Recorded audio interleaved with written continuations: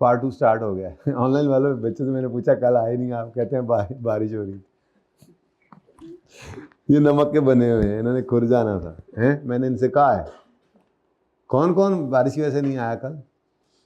उल्टा अच्छा मौसम हो गया था, अल्लाह जी ने ठंडे कर दिए रोज़े। अब गर्मी आ रही थी वैसे हैं, बेहतरीन मौसम हो गया, इंजॉयमेंट। अच्छा जी, क्वेश्चन नंबर 9 बच्चों ने पॉज में पढ़ा, 1-1.5 मिनट का हमने पॉज लिया था। तो रिक्वायरमेंट तो मैं पढ़ा ही चुका हूँ। Following information is available in respect of machines of Umar Akmal और कामरान अकमल। अच्छा जी, यार सीधी तो हार गया हम, बड़ी सीधी कर लें। Balances of cost and accumulated depreciation of machines on यकम जनवरी 17 were 8 lakh and 3,33,000 respective. Opening balances आ गए, ठीक है। अ मशीन एक्वायर्ड ऑन यकम जनवरी 14 having book value, net book value of 31,935 on यकम जनवरी 17 was sold for 34,000 on 30 April 2017। अब एक यहाँ पर मसला है, इस पूरी ट्रांजैक्शन के अंदर कहीं पे हमें उस पुरानी मशीन की कॉस्ट गिवन नहीं है, बल्कि ओपनिंग बुक वैल्यू, साल के शुरू की बुक वैल्यू गिवन है, ठीक है। अब अगर तो हम एसेट अकाउंट बुक वैल्यू पे बना रहे होते, शायद कल बनाएं, शायद आज पहुँच जाए वहाँ तक, ठीक है। अगर हम एसेट अकाउंट बुक वैल्यू पे बना रहे होते तो फिर तो हमें बुक वैल्यू ही चाहिए होती है, लेकिन हमारा एसेट अकाउंट किस पे बन रहा है, कॉस्ट पे बन रहा है। आपको नज़र आ रहा है कॉस्ट अलग पड़ी है कंडप्शन, तो इसका मतलब डिस्पोजल की कॉस्ट हमें चाहिए एसेट अकाउंट में से क्रेडिट करने के लिए। तो प्रॉब्लम नंबर 1 इस सवाल के अंदर कॉस्ट ऑफ डिस्पोजल मिसिंग थी। कॉस्ट ऑफ डिस्पोज होने वाला एसेट, कॉस्ट ऑफ डिस्पोजल जो है वो मिसिंग है। क्या कॉस्ट ऑफ डिस्पोजल लिखा हुआ है? अच्छा, मिक्स हो जाएगा। Cost of acid disposed of is missing, ठीक है जी। Cost of acid sold is missing. और दसो, अब ठीक है, फर्क हो गया। अब इसको कैसे कैलकुलेट करना है, ये तरीका आपको सिखाऊंगा। दूसरी चीज़ आपको सवाल के अंदर क्या मिल रही है यहाँ पर, cost of disposal incurred was 5,000, ठीक है। तो ये दो चीज़ें हैं यहाँ पर सिखाने वाली, तो ये एडजस्टमेंट 2 के अंदर ही हैं दोनों। तीसरी एडजस्टमेंट पढ़ी आपने, तीसरी एडजस्टमेंट में क्या कह रहा है जी क्या होगा तीसरी एडजस्टमेंट में? एक्सचेंज की ट्रांजैक्शन है, बोलो।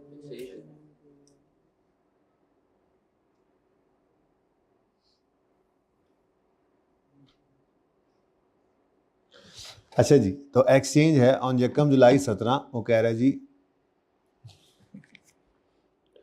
अ machine having fair value on that date 40,000 was exchange for a new machine, ठीक है। ऐसे लगता है जैसे मैंने यहीं से उठाकर सवाल जो आपका दिया हुआ उसकी एडजस्टमेंट बनाई थी, ऐसा लग रहा है, ऐसा ही है।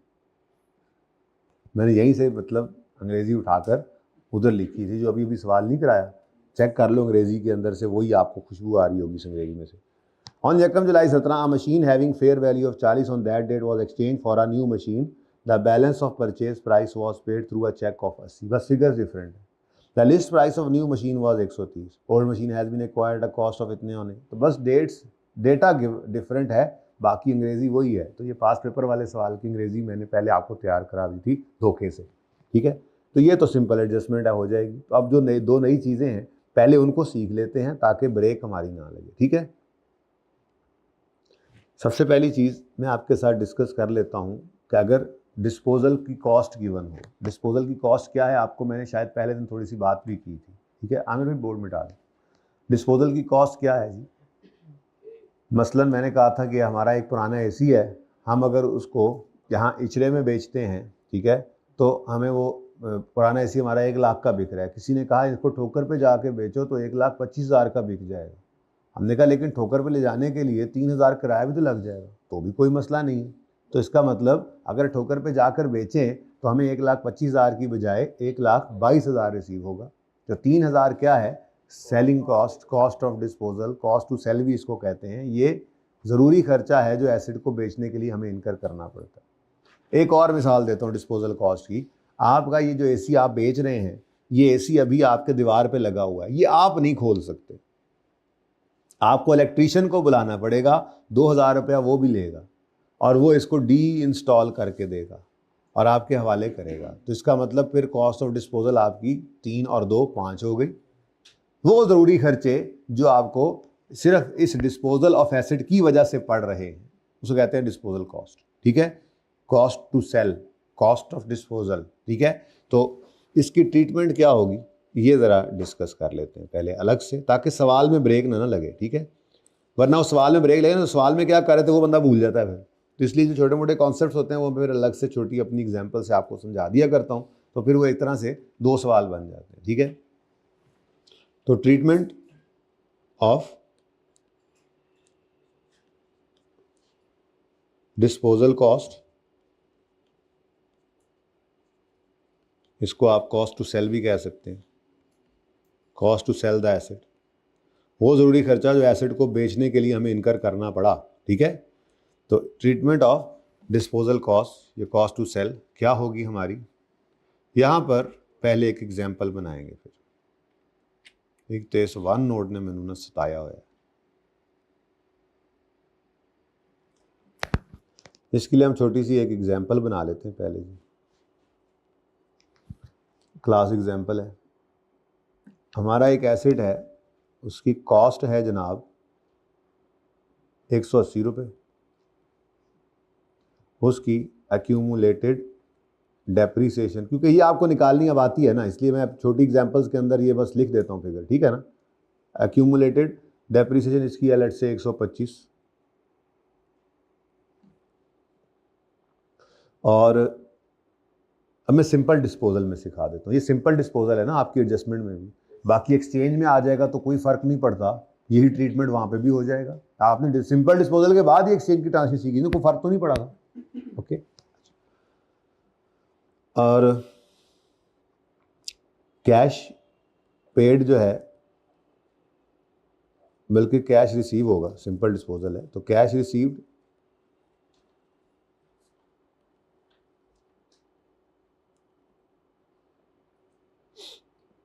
$75 है, और cost to sell disposal cost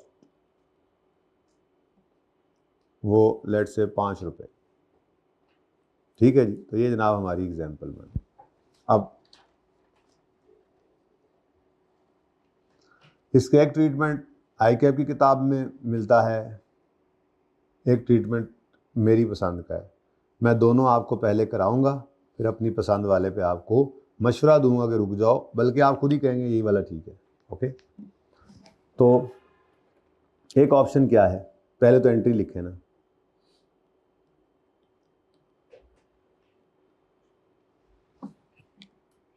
ये मेरा पसंदीदा option, accumulated depreciation account debit करेंगे पुराने एसेट की, यानी पुराने को डी रिकग्नाइज करते हैं ना, एक्यूमुलेटेड एसेट डेबिट होगा, कैश डेबिट होगा और एसेट क्रेडिट होगा।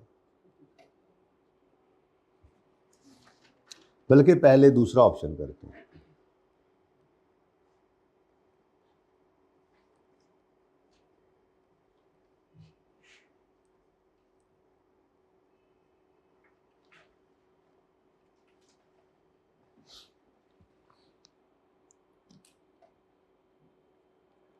accumulated depreciation debit, cash debit, acid credit. अब एसिड की कॉस्ट क्या है बच्चों, 180, ठीक है, और इसकी accumulated डेप्शन क्या है 125, ठीक है, और कैश कितना आया है 75, ठीक है। अब बताइए जी, गेन आ रहा है लॉस आ रहा है, आखिर गेन आ ही गया है, आखिर गेन आ ही गया। कितना गेन है मेरे बच्चों, एक कैश लिखा तो है 75, 200 में 20 रुपये का गेन सीधा सीधा नज़र आ रहा है, कैलकुलेटर चुक लेने ने फटाफट। पीएनएल में बैलेंसिंग फिगर आज गेन आ गया कितना। ये मैं इसलिए कर रहा हूँ कि शायद मेरे वाले सवाल में जब हमने करना है तो ये इस तरह से समझ ना आ पाए जो ट्रीटमेंट मैंने कराना है, ठीक है ना। वो पहले सिंपल सवाल में समझ लेंगे, फिर मसला नहीं। अच्छा, अब ये तो हमने कर लिया, लेकिन अभी ट्रांजैक्शन में एक चीज़ मिसिंग है जिसको हमने लिफ्ट नहीं कराई। वो क्या है? डिस्पोजल के ऊपर कॉस्ट भी तो इनकर हुई है। वो 5 रुपये का कोई ट्रीटमेंट हमने नहीं किया, तो कोई नहीं, कर लेते हैं। अब ये एक एक्सपेंस है, खर्चा ही है ना आपका, ठीक है। तो आपने पहले ट्रांजैक्शन डिस्पोजल गेन लॉस की निकालते हुए डिस्पोजल की जनरल एंट्री में उसको इग्नोर कर दिया, तो अब उसको अलग से खर्चे के तौर पे बुक कर लेते हैं, ठीक है। तो एक्सपेंस पीएनएल के अंदर एक एक्सपेंस जाएगा, ये गेन आ गया था ना, अब ये एक्सपेंस आएगा, ठीक है। कितना? 5। तो एक्सपेंस डेबिट, कैश क्रेडिट 5, ठीक है। अब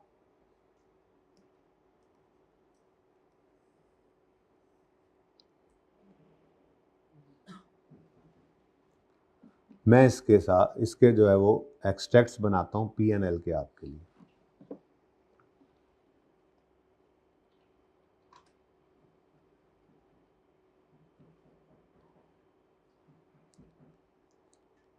जी, पीएनएल के एक्सट्रैक्ट्स बनने, तो आपको पीएनएल के अंदर गेन ऑन डिस्पोजल नज़र आएगा कितना जी?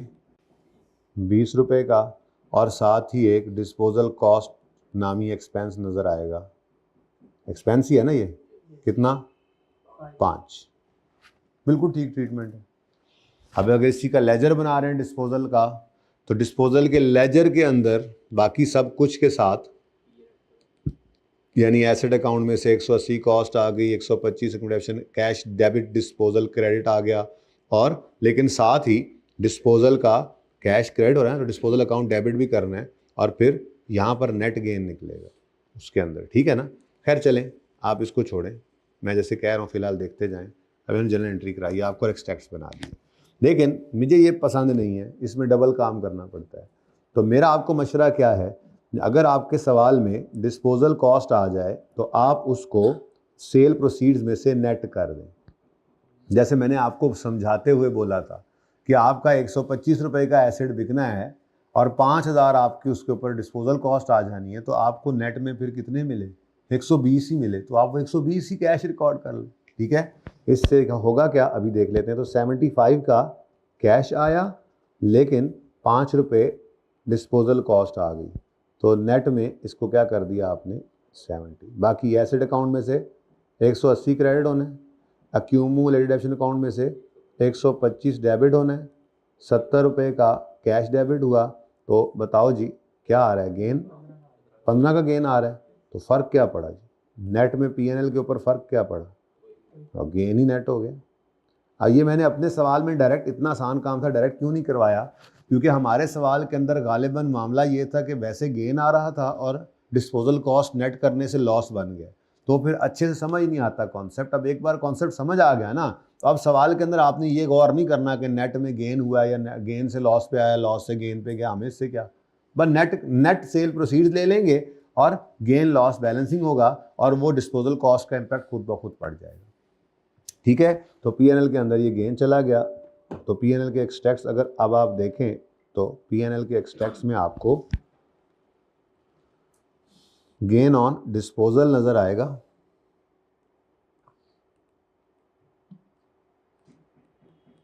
15 रुपये, ठीक है जी, सही है।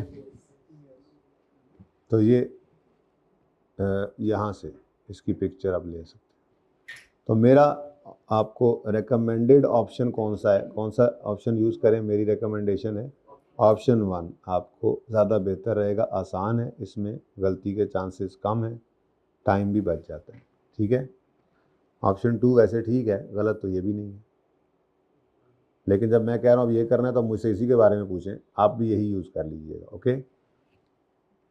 This is better. स्टैंडर्ड की रिक्वायरमेंट से हट के कुछ नहीं करा रहा इंशाल्लाह, मैं गम ना करें। बस आप इनमें से कुछ भी कर सकते हैं। हाँ, लेकिन डिस्पोजल अकाउंट बनाना किसने है? नॉर्मली लेजर तो बनवाएगा नहीं ना आपसे, ठीक है।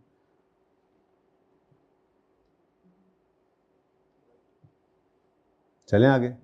अच्छा, अब इसकी ट्रीटमेंट क्या करोगे जब सवाल कर रहे होगे? तो इस 5,000 को इस 34,000 में से नेट करोगे तो बेसिकली 29,000 आप कैश लिख रहे होगे डिस्पोजल अकाउंट में, ठीक है, सही है। अब वो वैसे शायद गेन हो तो फिर लॉस बन रहा हो, इसमें ये शायद मसला था, इसलिए मैंने डायरेक्ट इसको वहाँ पे नहीं कराया, प्लस आपको दोनों ऑप्शंस भी बताने थे। अच्छा जी, दूसरी चीज़ क्या है, उसको भी सीख लेते हैं, बल्कि मैं दोनों मेथड्स में आपको सिखाता हूँ। हमारे सवाल में तो रिड्यूसिंग बैलेंस है, मैं दोनों मेथड्स में आपको सिखाता हूँ। एक छोटी सी एग्जांपल बनाते हैं, ठीक है। एग्जांपल खेलना मज़ा आता है ना, ठीक है। तो ये एग्जांपल क्लास एग्जांपल नंबर 1 थी आज हमारी, ठीक है। क्लास एग्जांपल नंबर 2 और 3 कहाँ कर लें, सो ज़रा नीचे ले आते हैं।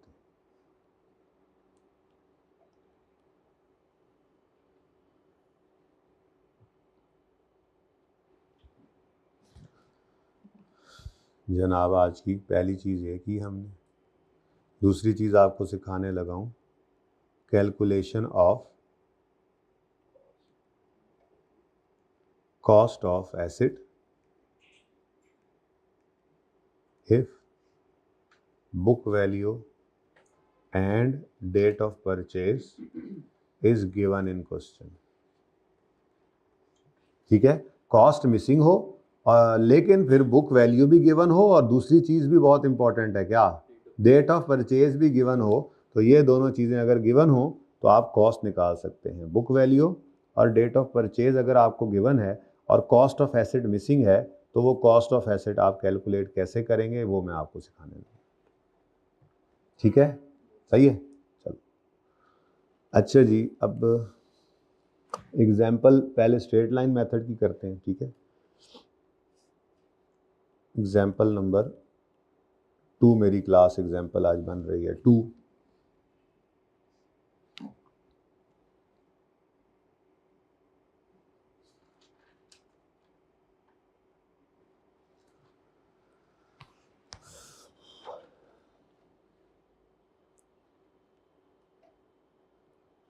बुक वैल्यू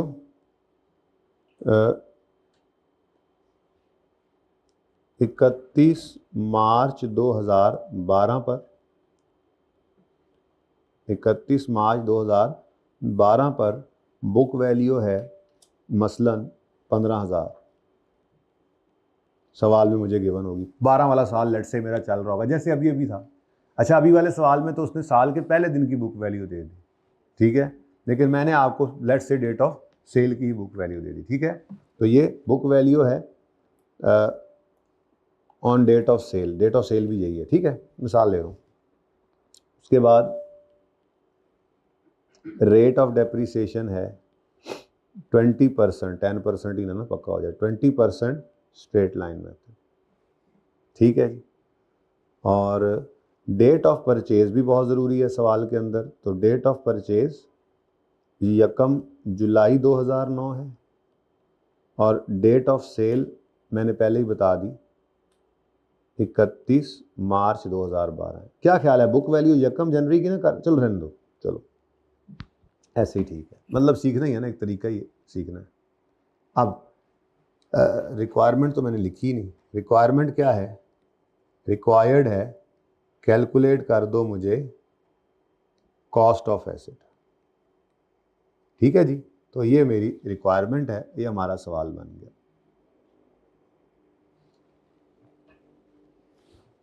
ठीक है।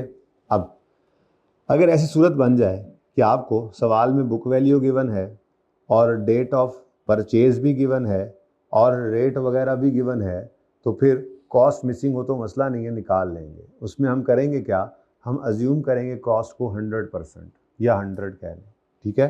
तो स्टेप 1 क्या होगा, अज्यूम करें, ये अब सोल्यूशन शुरू हो गया।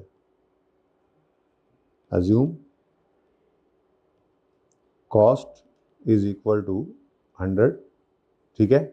अब ये अज्यूम्ड कॉस्ट को पकड़ें, डेट ऑफ परचेज से शुरू करें इसको डेप्रीशिएट करना, ठीक है जी। और ये हाँ बुक वैल्यू वाले दिन तक ले आए। अब यहाँ पर क्या होगा जी, यहाँ पर हम परसेंटेज के अंदर ये प्लांट की कॉस्ट से शुरू करके इसकी बुक वैल्यू पे ले जाएंगे। सवाल के अंदर परसेंटेज नहीं गिवन, सवाल के अंदर रुपीज़ में गिवन है। ये जो ऊपर मैंने बुक वैल्यू आपको दी है ये रुपीज़ 15,000 है, ठीक है। समझ जहाँ से ना आए रोकना है, 10 बार पूछ लेना है। देखो मैंने सवाल शुरू ही नहीं किया और सवाल सारा कर देना है। हो सकता है एंड पे मैं कहूँ टाइम खत्म हो गया, होमवर्क कर लेना और कल आके सवाल कराऊँ, वो ज़्यादा बेहतर होता है वैसे ऐसे तो, क्योंकि कॉन्सेप्ट सारे यूज़ करके सिखा दिया आपको, अब उसको सवालों में अप्लाई करना रह जाता होता है, ठीक है। ये दिल कर रहा है वैसे मेरा, एकदम से मेरे दिल में अब तब्दीली आई है। मैं इसके बजाय ना ये अकमल वाला सवाल आज करने की बजाय एस्टीमेट चेंज करा दूंगा, ठीक है। और ये अकमल वाला सवाल आप जब सारा ज़बानी कलामी और एग्जाम्पल मैंने करा दिया है तो उसको आप अप्लाई कर लेंगे, फिर कल आते साथ उसको पहले 20 मिनट में सॉल्व कर दूंगा। तो पहले पहले आप आगे आगे चलते जाएंगे, मुझे खुशी होगी, मैं कहूँगा मेरे बच्चे जा रहे थे। लेकिन आप लोग जो लाइन के बैगर्स बनते हैं ना जब, तो वो मसला सही नहीं है, लाइन के बैगर्स नहीं बनना, ठीक है ना। सर लिखवाएंगे तो हम कर लेंगे, नहीं खुद करो। अब 1 जुलाई 2009 पर एसिड की कॉस्ट कितनी है जी, 100, ठीक है। 31 ये 100 अज्यूम किया है ना ऊपर, ये बेसिकली परसेंटेज है, ओके। अच्छा उसके बाद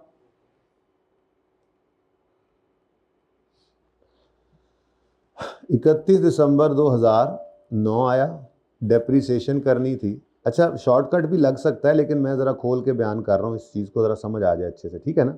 डेप्रीसिएशन 100 इंटू 20%, मैं 10 लिख रहा सी फिर, इंटू 6/12 जी, 10 आ जाना है सीधा, 20 होना था ना। अच्छा उसके बाद बहुत लंबा सवाल तो नहीं बना बैठे उस्ताद जी, चलो अब जितना बन गया बन गया। नहीं ऐसे ही जाने दें, रिड्यूसिंग बैलेंस में तो शॉर्टकट कर लेंगे ना। 31 दिसंबर 2010 फिर डेप्रीसिएशन। अब चूंकि मेथड कौन सा है तो 100 को ही पकड़ो, तो यानी यहाँ पर शॉर्टकट लग सकता था यही वाला काम आप वही 1 साल की डेप्शन निकाल के उसको कर सकते हैं। पर फिलहाल मैं ज़रा ओपन करके बिल्कुल बात सारी रख रहा हूँ आपके सामने जी। 20 बच गया, 70, फिर 31 दिसंबर 2011 डेप्रीसिएशन। पर्चे में दोबारा मत लिखना ये 100 इंटू 20, एक बार लिख दिया बस 20 लिखते जाना अगर इस तरह से वर्किंग कर रहे हो तो, ठीक है। कितना बच गया जी, 50। उसके बाद 1 मिनट, ये 31 दिसंबर 11 का मतलब दूसरा 1 जनवरी 12 भी होता है ना मेरे ख्याल में, फिर यहाँ पे रुक जाना चाहिए हमें, क्या ख्याल है, क्योंकि अब आगे पूरा साल नहीं है, ठीक है। और अच्छा अब यहाँ पर आपके सवाल के अंदर क्या है, उसमें बुक वैल्यू इस दिन की दी हुई है, भाई इतना सा फर्क है। और मेथड स्ट्रेट लाइन नहीं रिड्यूसिंग, वो अगले सवाल भी एग्जांपल में करा देता हूँ, ओके। समझ के आराम सुकून से समझ के चला करो, कॉन्सेप्ट समझा करो, कॉन्सेप्ट से मिल के सवाल बड़े से बड़ा बनता है। सवाल कोई नहीं मुश्किल होते, बुनियाद बनाते नहीं है, डायरेक्ट सवालों पे जंप लगा देते हैं। भाई क्यों भाई डायरेक्ट सवाल, हम भी सवालों पे जंप लगाते हैं लेकिन छोटे छोटे कदम लेकर जा रहे होते हैं ना, ठीक है। तो बड़ी तैयारी हो रही है इंशाल्लाह, उसमें कोई मसला नहीं आएगा। ये सवाल में मिसिंग होगा, कर लेंगे ये। अच्छा जी, अब किस दिन ये एसिड बिका है, 31 मार्च 2000। अच्छा इसकी तो फिलहाल मुझे ज़रूरत ही नहीं है, क्योंकि मेरे इस सवाल में यहाँ पर, आपके सवाल में क्या होगा, आप यहीं पर रुक कर बुक वैल्यू इधर रख कर उससे कॉस्ट निकाल सकते हैं और फिर उसी बुक वैल्यू को आगे डेप्सिट करने में तो मसला वैसे ही कोई नहीं होना 31, ठीक है ना।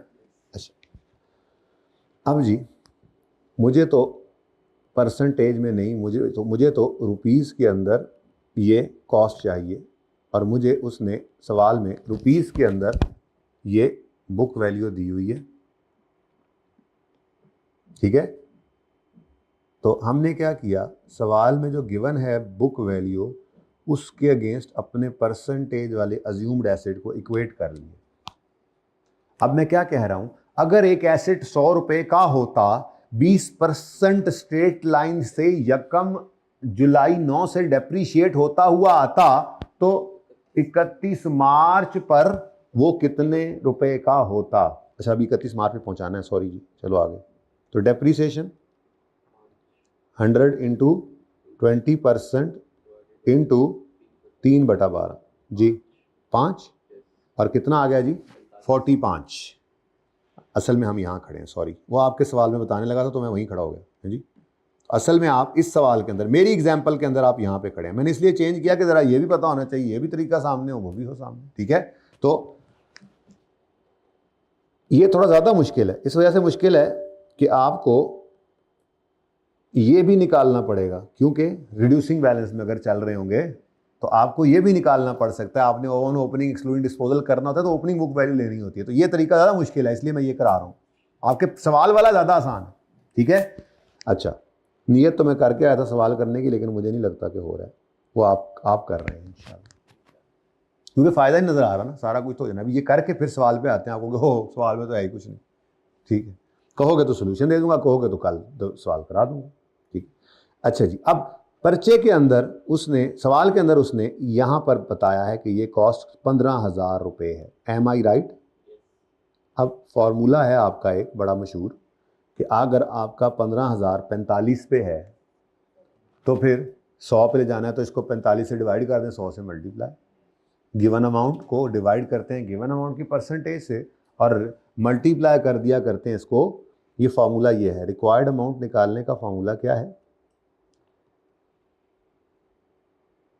कहाँ पे लिखूं, चलो यहीं लिख देता हूँ। रिक्वायर्ड अमाउंट का फार्मूला है given amount divided by given amount की percentage multiplied by required amount की परसेंटेज। ये फॉर्मूला याद कर लो। जो चीज़ गिवन हो और जो निकालनी हो मसला ही कोई। जैसे मिसाल के तौर हमें गिवन क्या है सवाल में, 15,000 बुक वैल्यू है, ठीक है। तो उस बुक वैल्यू को डिवाइड कर दें उसकी परसेंटेज से, ठीक है।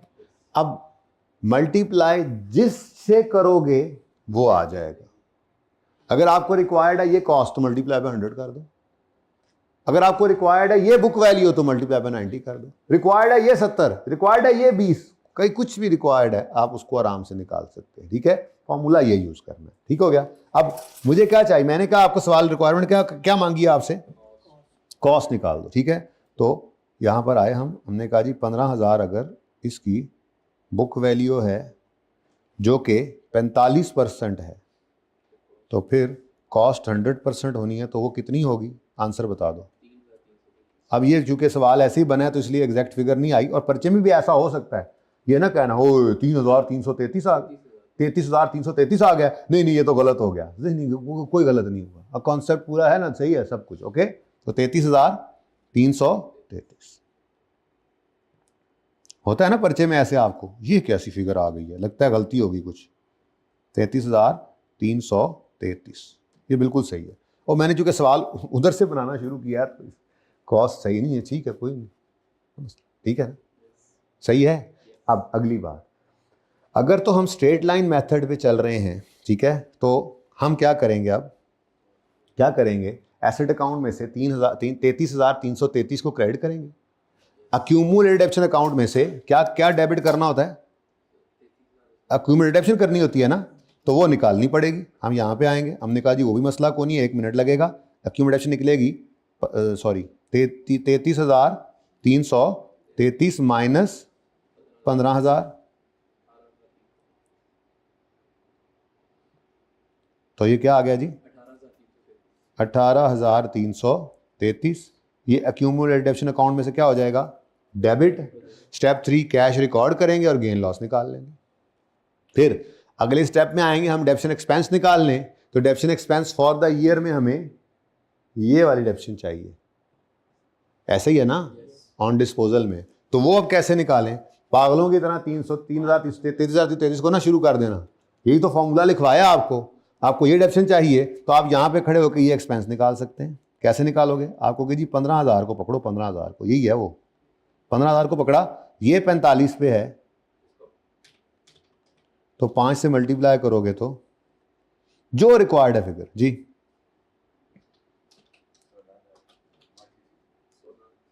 1616 ठीक है और सही है। अच्छा, और अगर आपको ये चाहिए होती फिगर तो मल्टीप्लाई बाय 50 कर देते। रिड्यूसिंग बैलेंस में ये भी चाहिए होगी आपको, बल्कि आपके सवाल में तो गिवन ही ये थी। आपको आसानी क्यों है, आपको सवाल में ये फिगर गिवन थी तो आप इस तक लाके कॉस्ट निकालेंगे और फिर इसी पर रेट लगा के डेप्रिसिएशन आगे निकाल लेंगे। सही है। मैं कहीं पे कैद नहीं कर रहा, आपको रट्टा नहीं लगवा रहा, कॉन्सेप्ट दिया आपको, फॉर्मूला बता दिया आपको। ठीक है, ये फॉर्मूला है आपके लिए कीमती चीज। ठीक है, इस फॉर्मूला को यूज करें और वेव स्किल करें।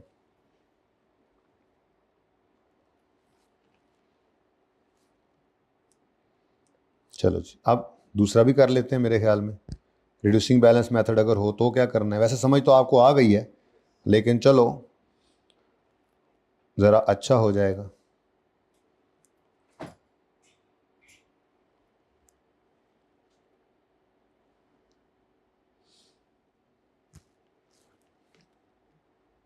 यार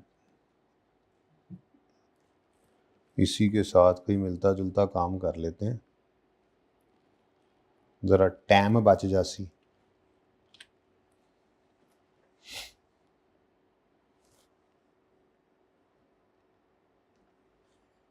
बस फिगर्स डेटा बदल लूंगा ना थोड़ा सा।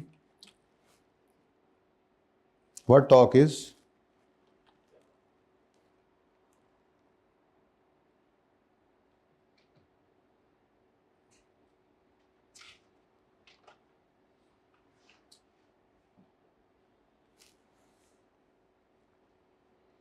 अच्छा जी, एग्जाम्पल नंबर 3 कर लेते हैं। 31 दिसंबर 2012 पर, सॉरी 31 मार्च 2012 पर बुक वैल्यू है 12,000। सवाल बदल दिया मैंने, ठीक है थोड़ा सा। रेट ऑफ डेप्रीसिएशन जो है वो है 20%, लेकिन रिड्यूसिंग बैलेंस मेथड। मैक्सिमम चीज़ें मैं कोशिश कर रहा हूँ चेंज ना करनी पड़े। डेट ऑफ परचेज बदल देते हैं, 1 अगस्त 2009। डेट ऑफ सेल ये रहने देते हैं। ठीक है, कैलकुलेट करें कॉस्ट। अब ये सवाल डिफरेंट है, ठीक है ना।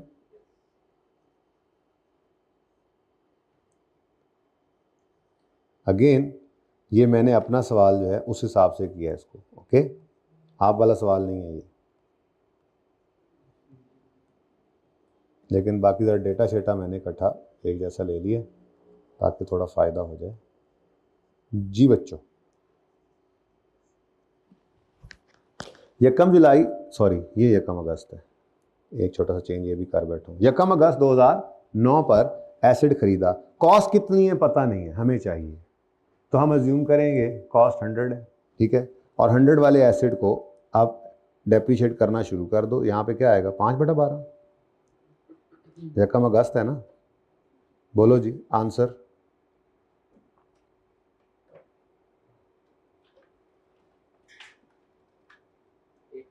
8 राउंड कर दो। ठीक है, अपना सवाल है कहाँ से मैच करना है हमने, ठीक है ना। फिर 92 आ गया। अब चूंकि रिड्यूसिंग बैलेंस है तो 100 पे नहीं 92 पे रेट लगेगा। ठीक है जी, 18.4। ठीक है, बुक वैल्यू यार फिर 18.4 हद होगी यार, अभी भी कहा है आपको जी। अब 74 पर 20% लगाओ, 15 आ गया जी। ठीक है, बुक वैल्यू 59 बन गई। और इसके अगेंस्ट सवाल में बुक वैल्यू कितनी गिवन है, नहीं यहाँ नहीं गिवन, सॉरी आगे जाने दो। फिर 59 को पकड़ो। आपका सवाल असल में बार बार मेरे सामने आ जाता है ना, तो सवाल तो वही पढ़ के मैं इधर आया था असल में, लेकिन चलो अब वहाँ पर एक तरीका है, उसकी इतनी सी वर्किंग करा दूंगा आपको, सवाल आप खुद कर लेना। ठीक है ओके, लेकिन दिमाग वही चल रहा है असल में। 3/12 ही आ गया जी, 3, और ये बन गया जनाब 56। अब ये 56 के अगेंस्ट सवाल में हमें क्या गिवन है 12,000। ठीक है, अब अगर एक एसेट 12,000 बुक वैल्यू रख रहा है 31 मार्च पे, तो हमारा अज्यूम्ड एसेट भी रेट ऑफ परचेज उसी रेट से चला। परसेंटेज के अंदर क्या बता रहा है कि ये कितने परसेंट पड़ा है, 56। तो इसका 100 क्या होगा,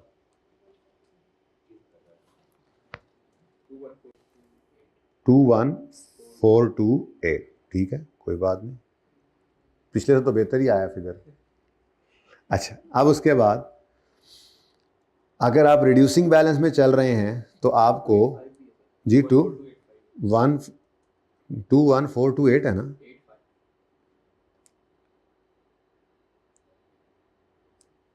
बारह हजार, ये कैसे हो सकता है, 21,428 ही होगा बेटा। अगर 0.5 है तो 9 कर दो, ठीक है। हाँ, लेकिन वो 15,000 12,000 से 2 लाख पे कैसे चला गया। अच्छा जी, अब मामला ये है कि अब हमारा मेथड कौन सा है, रिड्यूसिंग बैलेंस मेथड। तो रिड्यूसिंग बैलेंस मेथड के अंदर अब क्या क्या करते हैं, ज़रा दिमाग के अंदर वो चीज़ें दोहरा लेते हैं जी। ठीक है, सबसे पहले तो हम एसेट अकाउंट में से इसकी कॉस्ट को क्रेडिट करेंगे, 21,429 रेफर करेंगे वर्किंग जो की होगी। ठीक है, स्टेप 2 में क्या करेंगे, स्टेप 2 में एक्यूमुलेटेड डेप्रीसिएशन को डेबिट भी करना है। तो 21,429 में से 12,000 को माइनस करेंगे, कॉस्ट निकल आई ना। अब तो एक स्टेप के अंदर एकोमोडेशन भी निकल आएगी। बोलो जी, 94, हाँ ऐसे बोलो, मुझे समझ ना आ जाए कहीं। ठीक है, स्टेप 3 कैश रिकॉर्ड करेंगे और बैलेंसिंग फिगर गेन लॉस। अब आती है बारी डेप्शन एक्सपेंस की कैलकुलेशन की। तो डेप्शन एक्सपेंस में हम क्या कहते हैं, सबसे पहले on opening excluding disposal. Method कौन सा है, तो फिर opening book value of all में से opening book value of disposal minus करनी है। ठीक है, अब opening book value of all assets तो आप निकाल लोगे एसेट अकाउंट में से कॉस्ट उठा के, एक्विजिशन अकाउंट में से एक्विजिशन उठाकर, लेकिन ये कहाँ से आएगी, ये तो सवाल में गिवन ही नहीं है। तो कोई नहीं, यहाँ पे आ जाओ, मैंने फॉर्मूला इसीलिए लिखवा दिया, जो मर्जी होता रहे, अब जिंदगी में परेशानी नहीं होगी। फॉर्मूला बस ये याद रखना, ये मार्कअप मार्जिन वाला फॉर्मूला है। कहीं मार्कअप मार्जिन जहाँ रिवाइज करना पड़ा वहाँ पे इसको मैं दोबारा करवा भी दूंगा। फॉर्मूला यही है, और सिर्फ उस जगह नहीं, इस जगह नहीं, कई जगह इस्तेमाल होगा जिंदगी में आपके पास। ठीक है, तो 12,000 अगर 56% है, 12,000 अगर 56% है, तो हमें इस जगह पर क्या चाहिए, 59%। ठीक है जी, तो वो क्या बना, 12, ठीक है जी। अच्छा, अब यहाँ पे दोबारा डेप्रिसिएशन एक्सपेंस की वर्किंग करने की जरूरत नहीं, यहाँ पे बैलेंसिंग भी निकल आएगी। डेप्रिसिएशन कितनी आएगी, 643। और ठीक है ना, ये दोनों चीज़ें चाहिए। अब यहाँ पे आएंगे हम, यहाँ पे हम लिख देंगे 12,643। कोई पूछे तो बता देना जी ये वर्किंग से आया, इनटू 20% करेंगे तो ये डेप्रिसिएशन आ जाएगी। मुझे पूरा सवाल तो है नहीं कि पता हो सारे एसेट्स कितने थे, मैं तो सिर्फ इसका ट्रीटमेंट दिखा रहा हूँ। फिर कोई एडिशन होगा तो उसकी डेप्रिसिएशन आ जाएगी, कोई डिस्पोजल होगा तो उसकी डेप्रिसिएशन ये 643 आपने यहाँ से उठानी है इसी वर्किंग। सही है। और अगर स्ट्रेट लाइन था ये, तो इसके अंदर क्या होना था ये भी बता ही दूँ फिर, ऑन ओपनिंग एक्सक्लूडिंग डिस्पोजल। अब इसमें जिंदगी आसान थी। ठीक है, ओपनिंग कॉस्ट ही लेनी थी आपने, लेस ये 33,333 माइनस हो जाना था इनटू रेट। रेट कितना है, 10% था, इधर 20 था। अच्छा 20 जी, ठीक हो गया। उसके बाद कोई एडिशन होता वो लेते, और डिडक्शन उसकी, और कोई डिस्पोजल है तो उसकी डेप्रिसिएशन आपको यहाँ पर इस तरह से निकालनी पड़ी। वर्किंग का ही रेफरेंस दिया आपने 1,666, ये मैंने ज़बानी में बताया था। ठीक है, तो ये तीनों मिलकर आपकी टोटल डेप्शन एक्सपेंस आ जाती है। ठीक है ना, ये समझ आई है बात, जो बाद में की है। तो उस सवाल के अंदर क्या करना है वो बताया है। ओके, तो ये जनाब आपका, अगर कॉस्ट एसेट की मिसिंग हो और बुक वैल्यू, लेकिन साथ में देखो अगर डेट ऑफ परचेज सवाल में ना होती ना तो फिर कॉस्ट निकल ही नहीं सकती। मुश्किल क्या, पर नामुमकिन थी।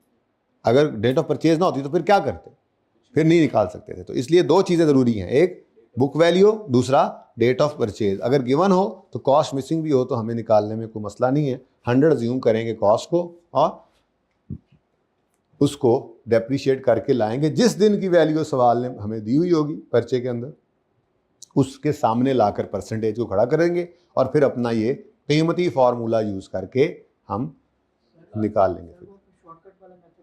लगा सकते हैं, इधर भी लगा सकते हैं, इधर भी लगा सकते हैं, वो भी लगवाता हूँ ना।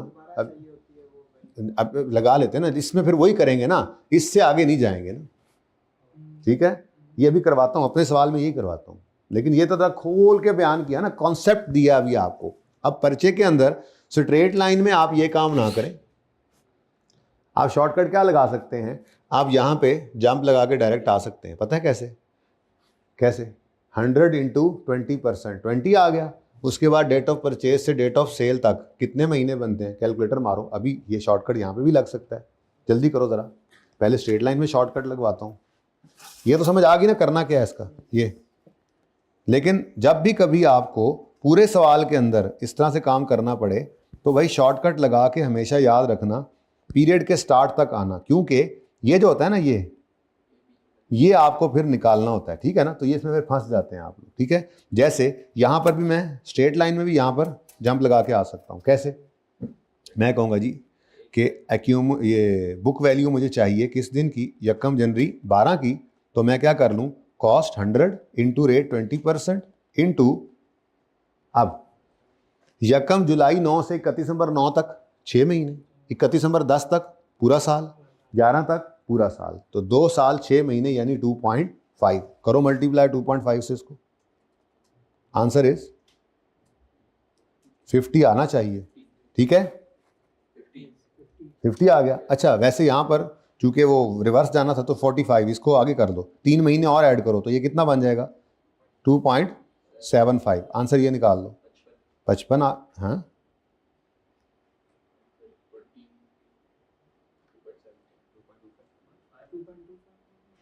खैर गिन लेते हैं ना, 6 महीने, फिर 10 वाला पूरा साल, 11 वाला पूरा साल, और फिर 3 महीने, 2 साल 9 महीने बने ना, तो ये 2.75 ही बनता है ना। क्या आंसर आता है?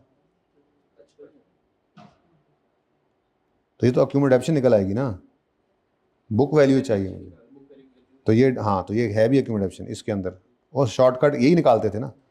अच्छा, ये अब ये 55 निकला, ये अक्यूमुलेशन है, तो बुक वैल्यू कितनी आ गई, 100 माइनस 55 42। करना चाहे अगर कोई इस तरह से तो कर ले 45।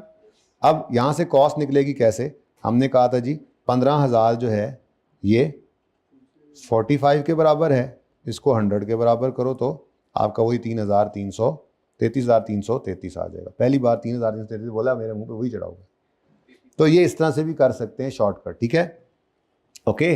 लेकिन फिर आपको ये देखना पड़ेगा कि आपकी बुक वैल्यू इस दिन पे पड़ी है और कॉस्ट इस दिन पड़ी है, तो मसला कोई नहीं है। स्ट्रेट लाइन के अंदर तो वैसे भी आप 33,333 को 20% 3/12 करेंगे तो भी यही आंसर आएगा। ये भी चेक करके देख लो, 33,333 इंटू 20% इंटू 3/12। जो कहते हैं, जो दिल में आता है करते जा रहे हैं, सब कुछ हो सकता है वैसे। अब जो दिल करे करना, वैसे तो करके देखो जल्दी। 33,333 इंटू 20% इंटू, क्योंकि आप तो इस तरह से करके नहीं आए, आपने तो ये काम किया, तो अब ये कॉस्ट निकल आई है ना। स्ट्रेट लाइन के अंदर तो कॉस्ट पर ही रेट लगना है। तो यहां पर वो मैंने जो किया था कि ऑन ओपनिंग एक्सक्लूडिंग डिस्पोजल्स, तो ओपनिंग कॉस्ट ऑफ ऑल में से 33,333 माइनस कर दिया, इंटू 20% रेट लगा दिया, फिर ऑन एडिशन किया, फिर लेकिन ऑन डिस्पोजल यहीं पे निकाल लेंगे। कैसे निकालेंगे, 33,333 इसी पर ही रेट लगना है, 20% इंटू, आंसर इज वही आना है। तो जैसे मर्जी करें, ओके। लेकिन मैंने ज़रा समझाना था इसलिए मैंने तफसील इस तरह से सारी की। अच्छा, अब अगर रिड्यूसिंग बैलेंस है तो इसके अंदर तो लाजमी है कि आप यहाँ तक आएँ। ठीक है, यहीं तक जंप लगाना है। अब जंप लगा लेते हैं, ये तो आसान था। Cost into 1 minus rate raise to power plus n, याद है? अभी अपने सवाल में यही करेंगे। ठीक है, अब 1 अगस्त 2009 से काम चला है, तो पहले साल में 5 महीने, 10 में पूरा साल, 11 में पूरा साल, तो 2 साल 5 महीने, 5/12 करके बताओ क्या आता है।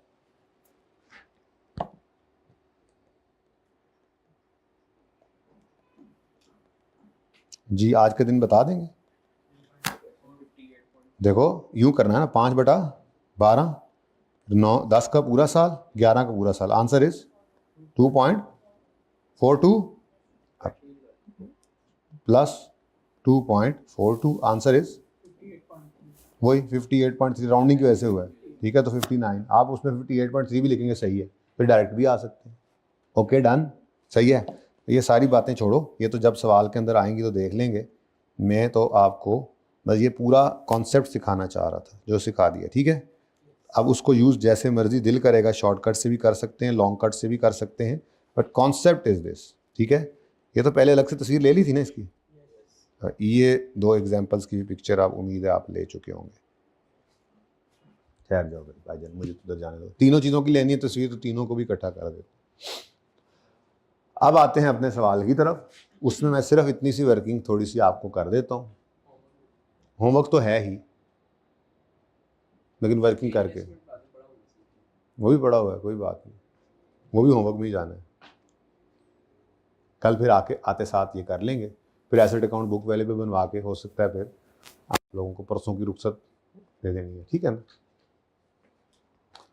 अब फिर ईद के बाद आकर वो सब्सिक्वेंट एक्सपेंडिचर बहुत इंपॉर्टेंट है, जिसके अंदर हम मेजर इंस्पेक्शन या ओवरहॉलिंग, पता नहीं आपने पढ़ा है नहीं पढ़ा, वो सवाल करने हैं, ठीक है। यानी कि रेवेन्यू एक्सपेंस और कैपिटल एक्सपेंडिचर। कैपिटल एक्सपेंडिचर के अंदर 3 तरह के होते हैं जो कैपिटलाइज होते हैं, रिप्लेसमेंट ऑफ मेजर पार्ट है, ओवरऑलिंग है, अपग्रेड है, ये सवाल आते हैं, ठीक है ना। तो बड़ा इंपॉर्टेंट एक वो एरिया रहता है। इधर देखो जी, अब ये मैं सिर्फ इतना सा काम कर रहा हूँ इस सवाल में, पता नहीं कब खरीदा था, बाद में देखते हैं। हमारे साल का पहला दिन है 1 जनवरी 2017। तो 1 जनवरी 2017 पर हमें सवाल में बुक वैल्यू गिवन है, ऐसा ही है। वो बुक वैल्यू गिवन है रुपीस के अंदर ना, ठीक है। लेकिन मैंने तो फिलहाल निकालनी है वो परसेंटेज में। तो 100 की कॉस्ट अज्यूम की हुई होगी आपने, इसको मल्टीप्लाई करोगे 1.1 माइनस 0.2 से, 0.8 भी अच्छा 15% है इसमें, ओके 15% जी, गुड, ठीक है। तो 1 माइनस 0.15 या डायरेक्ट 85% भी लिख सकते हैं आप, प्लस खरीदा कब था इसको, 1 जनवरी 14 को। इतना आसान, पूरा 14, पूरा 15, पूरा 16, ठीक है, 1 17 तक, तो प्लस 3 आ गया। Answer is 61। और आपको रुपीस के अंदर इसी दिन की बुक वैल्यू गिवन है, पढ़ो जरा। मशीन एक्वायर्ड यकम हैविंग बुक वैल्यू ऑफ इतने ऑन 1 जनवरी 17, तो ये 31,935 जो है ये इस दिन की बुक वैल्यू गिवन, ठीक है।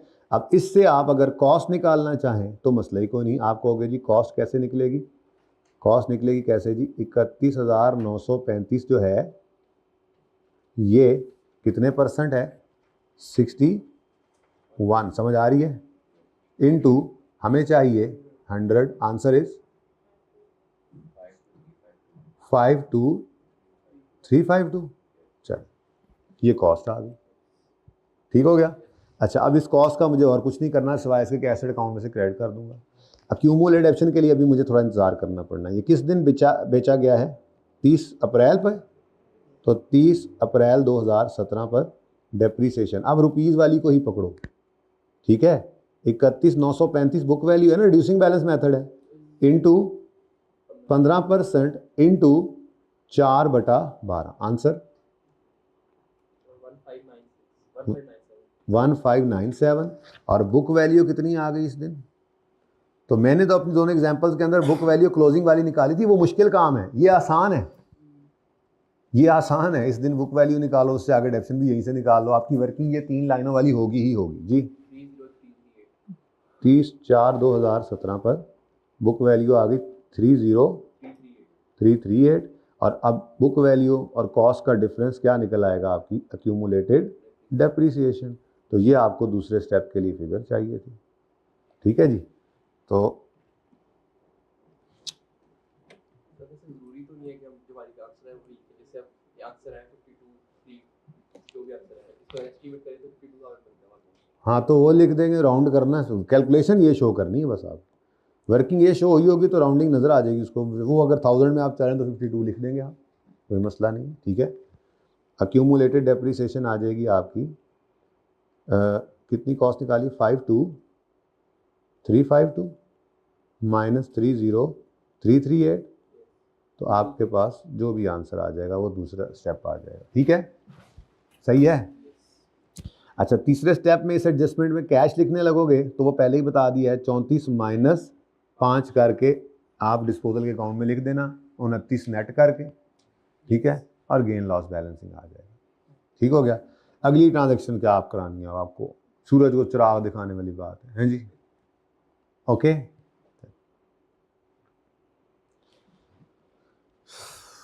थ्योरी भी पढ़ने वाली रहती है थोड़ी सी, तो वो पढ़ा दूं या एस्टीमेट चेंज का असूल बता के ये 3-4 सवाल होमवर्क में दे दूं?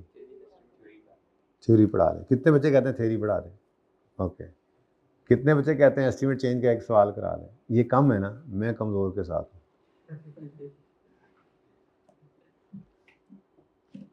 फिर कल आते साथ थ्योरी पढ़ के, पहले थ्योरी पढ़ लेंगे ना, ठीक है, याद कराना, क्योंकि बाद में ज़रा थका थका होता है बच्चा, तो फिर ये सवाल का सलूशन देख लेता हूँ मैं, वही दे दूंगा। एस्टीमेट चेंज के सवालात मैं करवाऊंगा आपको, ठीक है। आपने किया हुआ है आई नो, बट थोड़ा रिवाइज कराना है, क्योंकि ये भी बड़ा इंपॉर्टेंट कॉन्सेप्ट है। बड़े सवालों में अक्सर आपको एक तो पीपीई के नोट के अंदर या पीपीई के सवालों के अंदर इसमें आ जाना होता है, वो तो आता ही है, प्लस IAS 8 जो हमने पढ़ना है उसका नाम ही क्या है, change in accounting policy, errors और चेंज इन एस्टीमेट, तो उसमें चेंज इन एस्टीमेट दोबारा से फिर आना है, तो इम्पॉर्टेंट है। और फाइनल अकाउंट के अंदर भी ये एडजस्टमेंट आ जाया करती है, तो इसलिए ये इंपॉर्टेंट है एरिया, तो दोबारा आप चाहे आता भी है मैं करवाऊंगा, बट पहले आप करेंगे, ठीक है। तो कॉन्सेप्ट दे रहा हूँ आपको छोटा सा, ठीक है। वो क्या है जी, सबसे पहली चीज़ तो मुझे बताइए, एस्टीमेट कहते किसे? अंदाजे को। अब इस वक्त हम IAS 16 पढ़ रहे हैं, तो हम IAS 16 के कॉन्टेक्स्ट में सिर्फ एस्टीमेट की बात कर रहे हैं, वरना ज़िंदगी के अंदर और भी अकाउंटेंट्स बहुत सारे एस्टीमेट्स लगाते हैं। हम ये टैक्स की कैलकुलेशन एक एस्टीमेट लगाते हैं, हम प्रोविज़न एक एस्टीमेट लगाते हैं, ठीक है, और भी बहुत सारे ऐसे ही प्रोविजंस हम आगे एस्टीमेट्स लगाएंगे। IAS 37, IAS 10 के अंदर, 37 के अंदर जाके आप FAR कॉर्पोरेट रिपोर्टिंग के अंदर, और बहुत सारे ऐसे ही हम जजमेंट की बेस पे हम एस्टीमेट्स लगाते हैं अकाउंटेंट्स। लेकिन फिलहाल IAS 16 के कॉन्टेक्स्ट में बात करें तो IAS 16 में हम क्या एस्टीमेट्स लगाते हैं? कॉस्ट एस्टीमेट होता है, कॉस्ट एस्टीमेट होता है ना। कॉस्ट तो भाई एब्सोल्यूट फिगर है, चुप करके बैठे हैं गुगुओं की तरह। कॉस्ट एस्टीमेट होती है कोई? कॉस्ट एक्चुअल फिगर होती है, उसके बिल मौजूद होते हैं, पैसे दे के आए होते हैं। कॉस्ट कैसे आप एस्टीमेटेड कह सकते हैं? Useful life is an estimate, residual value, scrap value is an estimate, डेप्शन method is an estimate. आओगे मेथड कैसे एस्टीमेट? मैंने आपको पहले दिन बताया था कि डेप्रिसिएशन मेथड है नहीं कि जो दिल करे रात को बाबा जी ख्वाब में है जो मेथड कह दे, नहीं। स्टैंडर्ड की गाइडेंस क्या है? जो पैटर्न ऑफ बेनिफिट है एसेट से आ रहा, डेप्शन एक्सपेंस का भी बेनिफिट पैटर्न वही होना चाहिए। अब हमने एक एसेट लिया, मिसाल के तौर पे जापान से हमने एक प्लांट इंपोर्ट किया, उसको इंस्टॉल किया, और हमने कहा यार प्लांट है तो ये तो रिड्यूसिंग बैलेंस मेथड के तहत डिप्रिशिएट होगा। 2 साल गुजरे तो हमने कहा यार आखिरी प्लांट है, इसकी तो परफॉर्मेंस कम ही नहीं हो रही, तो इसने अगले 10 साल बराबर ही फ़ायदा देना है। अब एक एस्टीमेट था वो चेंज हो गया। रेजिडुअल वैल्यू, ज़िंदगी के शुरू के अंदर अंदाज़ा लगा था कि इतने रुपए एंड पे हमारा ये AC 50,000 का बिकेगा। 2 साल बाद वैसी कीमतें इतनी महंगी होगी कि पुराने AC भी महंगे महंगे बिकते नज़र आ रहे हैं, तो हमारा अंदाज़ा बदल गया। हमने जो है वो AC को, अच्छा मोटरसाइकिल इस भाई ने लिया, सर्विस करा के रखते थे, ट्यूनिंग करा के, इस भाई ने लिया, जब से लिया वर्कशॉप का मुँह नहीं दिखाया, तो 1-2 साल के बाद इसकी रेजिडुअल वैल्यू और होगी, उसकी और होगी। एस्टीमेट है, इट मे चेंज, ठीक है। यूजफुल लाइफ, हमने सोचा था 5 साल यूज़ करेंगे एसेट को, 2 साल गुजरने के बाद कहा यार बड़ा बेहतरीन चल रहा है, 10 साल यूज़ करेंगे टोटल। एस्टीमेट था, इट मे चेंज, ठीक है। तो ये जो आपको मैं डेप्रिसिएशन का फॉर्मूला यहाँ पे लिख रहा हूँ, ठीक है। तो डेप्रिसिएशन का फॉर्मूला जो है, इसके अंदर डेप्रिसिएशन एक्सपेंस को इसीलिए एक एस्टीमेटेड फिगर कहते हैं, क्योंकि इसका फॉर्मूला स्ट्रेट लाइन वाला लिख रहा हूँ। इसका फॉर्मूला क्या है? Cost minus residual value over useful life. तो इस फॉर्मूला के अंदर अगर आप देखें तो आपको एस्टीमेट्स नज़र आ रहे हैं 3। एक तो वो मैंने स्ट्रेट लाइन वाला मेथड भी एस्टीमेट लगाया था, ठीक है। तो जो एस्टीमेट्स होते हैं, अंदाजे होते हैं, वो चेंज हो सकते हैं। तो following estimates may change during life of an asset. कौन कौन से एस्टिमेट है जी? Number 1 residual value, number 2 useful life, number 3 depreciation method. अच्छा, अब ये चेंज तो हो सकते हैं। असल में ना थ्योरी में जो डेप्रीसिएशन वाला सफ़ा है ना, वो आज अभी नहीं पढ़ा रहा, टाइम खत्म हो गया। कल जब वो पढ़ाऊंगा तो उसके ऊपर लिखा हुआ आपको मिलेगा, स्टैंडर्ड में लिखा हुआ है कि at least at each year and review करो डेप्रीसिएशन मेथड को, रिव्यू करो यूजफुल लाइफ को, और अगर इनमें कोई चेंज है तो वो चेंज इन एस्टीमेट के तौर पे काउंट फॉर करो। मतलब क्या है? मतलब जिस साल चेंज आया है बस उस साल और ऑनवर्ड्स को छेड़ना, जो हुआ सो हुआ, अंदाजा था, उसको वापस जाके छेड़ने की जरूरत नहीं होती। ठीक है, सही है। अब चेंज इन एस्टीमेट के बारे में मैं सिर्फ 3 बातें बता के क्लास खत्म कर रहा हूँ। ठीक है, फिर आप जाने आपका काम जाने। यूं समझ लीजिएगा भाई इतने ही पढ़ा के गोली करा के छोड़ दिया था उस्ताद ने, अब पर्चे में आ गया तो अब हमने कुछ ना कुछ तो करना है ना, यूं समझ के होमवर्क किया करें। मैं थोड़ा बोझ डाल के रखता हूँ बच्चों पे ऐसे ही, लेकिन अगले दिन कराना ही होता है सारा कुछ। आपको कल सवाल दिया, आज करा दिया ना, ठीक है, बस आपने कल पहले कर लिया, वो माजरत रेट नहीं था, वो भूल गया है। खैर, तो आप पहले करें, आपको जो चीज़ समझ नहीं आएगी 10 बार समझाऊंगा, लेकिन पहले करने से फ़ायदा ये होगा आपके दिमाग को काम करने की आदत पड़ेगी। पर्चे में मैंने नहीं साथ जाना, सोल्यूशन ने भी नहीं साथ जाना, इसलिए सोल्यूशन से भी बचाता हूँ और खुद के भी आगे आगे थोड़ा सा चला देता हूँ, क्योंकि आप कर लो पहले। ओके, तो पहली बात, एस्टीमेट चेंज को साल के पहले दिन से अप्लाई करना है, ये याद रखना। वो साल में किसी भी दिन हो, उसको अप्लाई करेंगे साल के पहले दिन से। ठीक है जी, एस्टीमेट चेंज को साल के पहले दिन से अप्लाई करना है। ठीक है,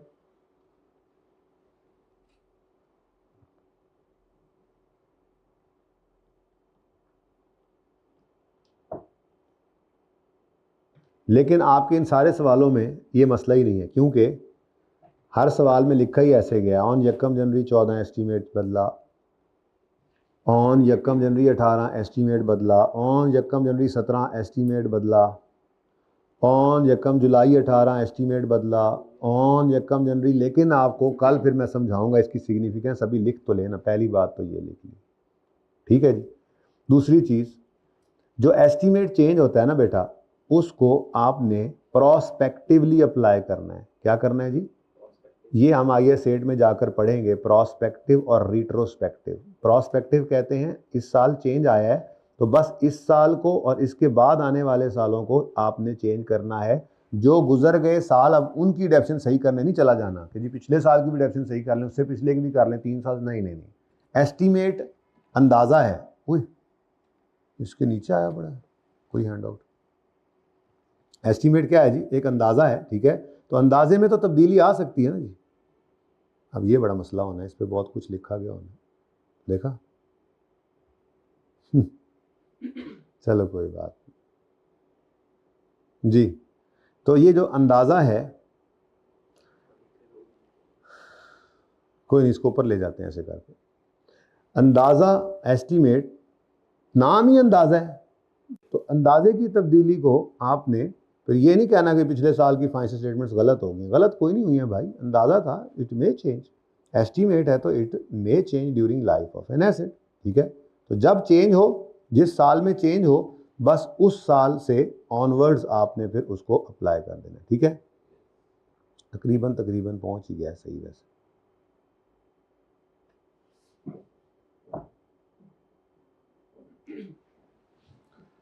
चलो गुजारा हो गया अपना। अच्छा जी, दूसरी चीज़ प्रोस्पेक्टिवली अप्लाई करना है। तीसरी चीज़, फॉर डेप्रीसिएशन आपको 2 चीज़ें चाहिए होंगी सब्सिक्वेंटली। अब जब एस्टीमेट चेंज हो जाता है ना, तो फिर डेप्रीसिएशन के लिए आपको 2 चीज़ें चाहिए होंगी। एक, book value at the date of change in estimate, और पहले ही दिन बताया था। दूसरी चीज़ आपको चाहिए होगी रिमेनिंग लाइफ। लेकिन ये रिमेनिंग लाइफ भी किस दिन, remaining life at date of change in estimate. तो बस इतनी सी गाइडेंस मैं आपको दे सकता हूँ। एक सवाल कर भी लेते हैं, क्या ख्याल है? ठीक है, 43 कर लेते हैं। अगर change for example with in the year है, तब भी भाई मैंने पहली बात क्या लिखी है, साल के पहले दिन से अप्लाई करें। उसने लिखा हो ड्यूरिंग द ईयर फला एस्टीमेट हैज़ बीन चेंज। तो भाई असल में ना अंदाजे की बुनियाद पे आपने एक्सपेंस निकालना है। तो जब ईयर एंड पे खड़े होकर आप डेप्शन एक्सपेंस निकालने लगे हैं तो आपको अंदाज़ा दुरुस्त हो गया है ना आपका, तो फिर गलत डेप्शन क्यों निकालनी? ठीक है, तो इवन साल के एंड पे पता लगा ना रेजिडुअल वैल्यू बदल गई है, तो इस साल की डेप्रिसिएशन नए एस्टीमेट से ही निकालनी है, क्योंकि डेप्शन तो हम साल के एंड पे ही निकालते हैं। तो गलत अंदाजे वाली क्यों निकाले जब सही अंदाजे का पता लग गया, अंदाजा चेंज हो गया। रिव्यू करना होता है इन चीज़ों को ईयर एंड पे, और अगर कोई चेंज हो तो इस साल की डेप्शन ही नए, इसका मतलब यह है साल के पहले से अप्लाई करने का मतलब क्या है, इस साल की डेप्रिसिएशन नए एस्टीमेट के हिसाब से निकालनी है आपने, जिस वक्त मर्जी आपको पता लग जाए। ठीक है, अब ये कल तफसील से लिखवाऊंगा इसके ऊपर, ठीक है, एग्जाम्पल के साथ। बस जो यूजफुल लाइफ वाला एस्टीमेट है ना, ये जालिम है। ये अगर साल के एंड पे चेंज हो तो अप्लाई तो साल के शुरू से करना है, पर कुछ प्लस करना पड़ता है इसमें एक साल, बाकी तो जैसे है वैसे। कल देखें छोटे छोटे, ठीक है। अच्छा जी, अब 43 देखें। Umar purchase an asset costing 20,000 on यकम जनवरी 12। लाइफ एसेट की है 10 साल और रेजिडुअल वैल्यू है 2,000। यकम जनवरी 14 पे कुछ हो रहा है, वो जो हो रहा है वो बाद में देखेंगे, पहले वहां तक पहुंचे तो सही। 44 ही है ना, 43 है। अब वही वर्किंग कर लेते हैं, क्योंकि इस वर्किंग का फायदा यह है कि बनी बनाई चीजें मिलेंगी। डेट, डिस्क्रिप्शन और एसेट। किस दिन खरीदा एसेट? नहीं 12 को नहीं, यकम जनवरी बोल रहा हूं पूरा।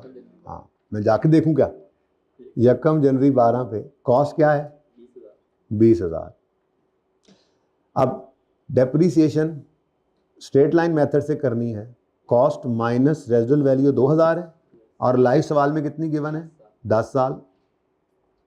पूरा साल डेप्सिट करेंगे, कितना आया? 1.8, 18, हाँ 1.8। ठीक है जी, नहीं अब 1.8 ही। अच्छा जी, उसके बाद कितना आ गया जी? 18.2 बुक वैल्यू आ गई। तो ये हमारी 31 दिसंबर 2012 की डेप्रीसिएशन आ गई। 14 में कुछ हो रहा है ना, पहले वहां तक पहुंचे तो सही, ये असूल होगा हमारा, पहले वहां तक पहुंचे तो सही। तो 31 दिसंबर 2013 की डेप्रीसिएशन भी निकालेंगे। सेम फॉर्मूला, दोबारा लिखने की जरूरत नहीं है, स्ट्रेट लाइन मेथड है।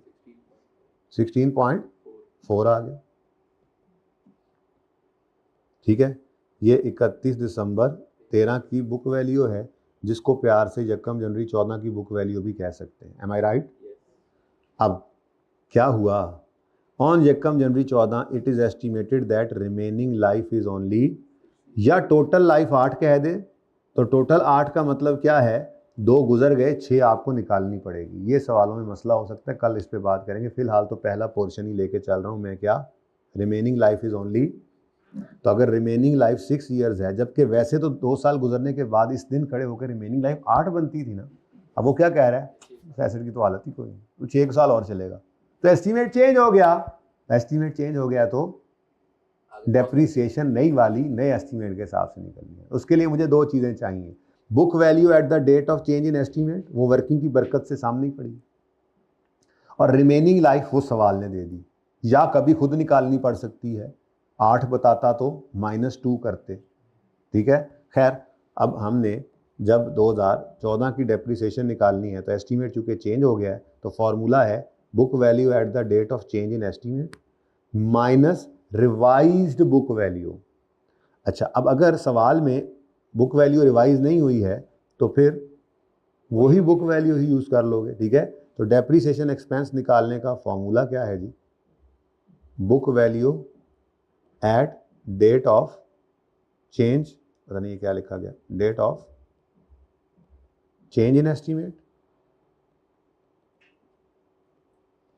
माइनस करेंगे इसमें से रिवाइज्ड रेजिडुअल वैल्यू, और डिवाइड करना होगा इसको remaining life at date of change in estimate, ठीक है। तो रिमेनिंग लाइफ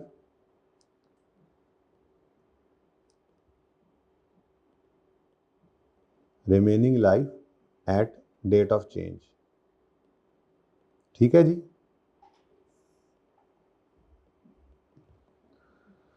तो ये जनाब फार्मूला था। तो 16.4, अब रिवाइज कोई नहीं है तो वही पकड़ लो। और रिमेनिंग लाइफ यकम जनवरी, ये इंपॉर्टेंट है, बुक वैल्यू भी यकम जनवरी 14 की हो और रिमेनिंग लाइफ भी यकम जनवरी 14 पे ही खड़े होकर आपने निकालनी होगी, ये याद रखना, ठीक है।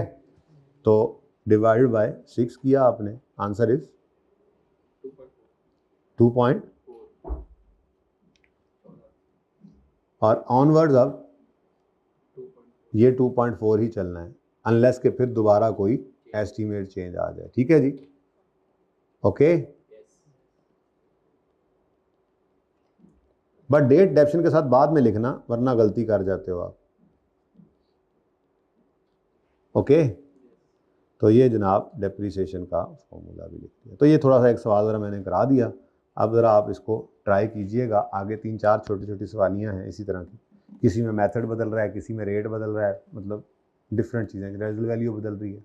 ओके, तो 40 एक आपका अकमल ब्रदर वाला होमवर्क है आज, थोड़ा सा ही होमवर्क है आज, और दूसरा 44, 45, 46 और 47, ठीक है जी। ये छोटे छोटे 3 सवाल भी आपके होमवर्क में। ओके, अल्लाह हाफिज़।